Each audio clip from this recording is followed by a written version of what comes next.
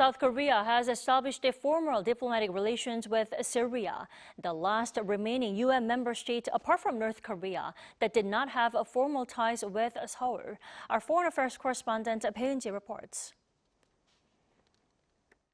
Syria has now become the 194th country in the world to form diplomatic relations with South Korea, marking a milestone for the country as it now has formal ties with all UN member states, except North Korea. Foreign Minister Cho Tae-yul visited Syria's capital city Damascus this week and signed a joint statement on Thursday local time with his counterpart Assad al-Shaibani. By establishing diplomatic relations with Syria, the last remaining country with which we had no diplomatic ties, South Korea has now reached a historic milestone of establishing diplomatic relations with all 191 UN member states. The two sides held a meeting where Cho said South Korea is willing to contribute to reconstruction efforts in Syria and discussed the possibility of Korean companies participating in rebuilding the country. He also promised Seoul will provide humanitarian assistance, including medicine, medical equipment, and rice.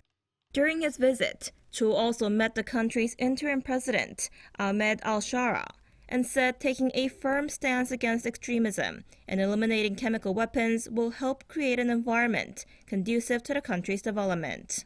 South Korea started to work on forging diplomatic ties with Syria after more than 13 years of war recently put an end to the brutal Assad dictatorship, which had maintained a close relationship with North Korea for decades.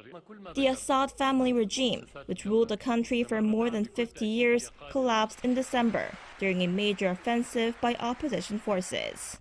Syria has had diplomatic ties with North Korea since 1966, but the fall of the dictatorship brought about a significant shift in its relations with Pyongyang.